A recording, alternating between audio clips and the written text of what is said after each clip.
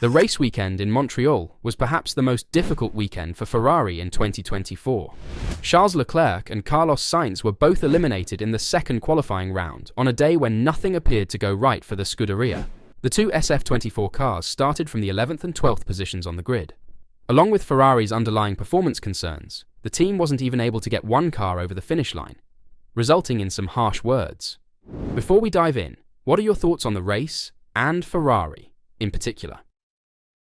Starting with qualifying on Saturday, Vasseur said, "We didn't have the possibility of using a new set in Q2. Qualifying didn't work at all. It's not the result we expected," explained Frédéric Vasseur after qualifying in Canada. "In the wet yesterday, Friday, we had a strong pace for the whole lap, and it's a different story. A lot of it is linked to tyre pressure, but in the race simulation, we were fine with both dry and wet tyres." The team principal identified potential issues that hindered the red car's qualifying performance for the Canadian Grand Prix. "We struggled a lot to turn on the tyres for the flying lap. We need to do a better job on this aspect for the next races. It's always a combination between compound, asphalt, and track temperature. But today, Saturday, we weren't in the right place due to the setup and pressure. We need to understand better for the next qualifying sessions. Over the race distance, it will be different, but in qualifying, we have to do a better job." Vasseur thought that during the course of the race, the situation would shift, but the exact opposite occurred. Ferrari had their worst race of the season as both cars did not finish. And with a time loss of more than a second and 10 engine switch changes each lap, Charles Leclerc was forced to ponder on a frustrating Canadian Grand Prix before retiring the car. Ferrari already had a lot of work to do following a double Q2 elimination in Montreal, but Leclerc's task became even more difficult when power unit troubles arose, forcing him to withdraw on the 40th lap of the race. Speaking after the Canadian Grand Prix, Leclerc revealed the worrying amount of the troubles he was having with the Ferrari PU, claiming there was nothing we could have done better to enhance their performance. "I was losing 1.2 seconds in the straights, which was extremely annoying," said Leclerc. "And then over that, I had like 10 changes per lap on the different engine switch, which was such a frustrating race because you get passed by everybody in the straights. The fact that we change engines often is not a very good sign. Having said that, we have to analyze what the problem was today. I don't know what it was, honestly. In corners, you are fast, and actually I think the pace was quite strong at the beginning considering the 1.2 off. But with the engine issue, there was nothing we could have done better. I was going a second and a half slower on the straights. It was a difficult race to manage because, in addition to losing that time on the straights, I had 1,000 things to do on the wheel. I don't know what happened. At first I think I was losing 0.6, but then some laps it was 1.2, sometimes it was 1.5, sometimes it was 1 second, the Monegasque said. Every time I was going on power, I didn't know what I will get. And that was, first of all, very difficult to drive, very frustrating because in the straight, I would get overtaken by everybody. In the first part of the race, I think we did quite a good job managing that, and because we were in wet conditions, we could recover in corners. I was still believing we could finish in points. But then, as soon as it dried up, I was a sitting duck in the straights. The long pit stop was annoying, but at the end, that was the best we could do at that point. I knew we would finish out to the points whatever happened with that issue. So we had to try something with the slicks. Despite this issue, Leclerc competed for points in the early stages. However, his problem got more costly when the track began to dry. It was going well until the conditions were difficult. In the end, we were on the same pace as those around me, and that gives you a bit of confidence. Then, with the dry track, you can take fewer risks than when it is wet, and this tends to level everything out. By losing a second and a half, I let everyone pass me. And then I knew the race was over. We were missing something like 20 to 25 kilometers per h on the straight.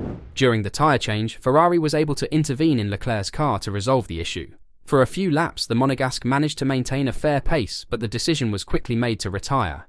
We reset the car during the pit stop, and magically it was better. But we don't know why the torque coming out of corners was inconsistent, so it was impossible to drive. Leclerc was riding a wave of momentum into the Canadian Grand Prix after winning his home race in Monaco, but Canada put an end to that. However, Leclerc stated that he had emphasized the significance of Ferrari resetting for each race weekend, rather than anticipating more of what occurred in Monaco. "We were expecting to be in the mix," he admitted, which was surprising once we arrived in qualifying and it wasn't the case. But coming into the weekend, I said it. I think we've got to reset every time we come into a new weekend, and that's exactly what we've done. Whatever happens the weekend before, you've got to reset and cannot rely on the performance of Monaco. So that didn't mean that we would have been flying like in Monaco, but we knew it was going to be tough. We probably had a worse surprise than what it actually was in qualifying, and this is, I think, the thing we've got to look at. Obviously, the main issue today is the engine issue, and this we have to really look at it. But all in all, it's been a frustrating weekend. Not really the pace we expected in qualifying, and the engine issue in the race that we couldn't come back from. When asked if his Ferrari had a new power unit for the Canadian Grand Prix, Leclerc explained, "It's not a new engine, it's a new issue. We've never seen that before. Very strange." Ferrari had a double DNF in Canada, with Carlos Sainz spinning out and crashing with Williams' Alex Albon 12 laps after Leclerc retired the sister Ferrari.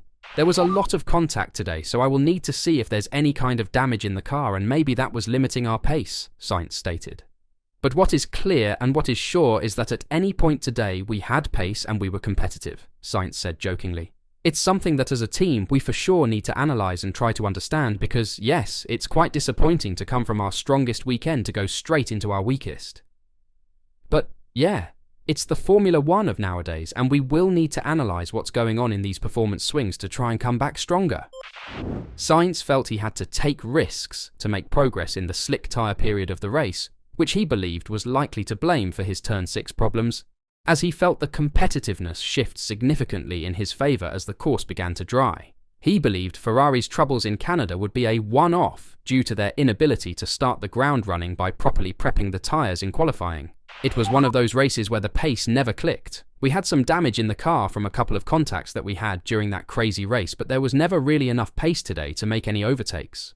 Only when we went on slicks there towards the end of a race I started to feel there was maybe potential for some points, and I was starting to become a bit quicker.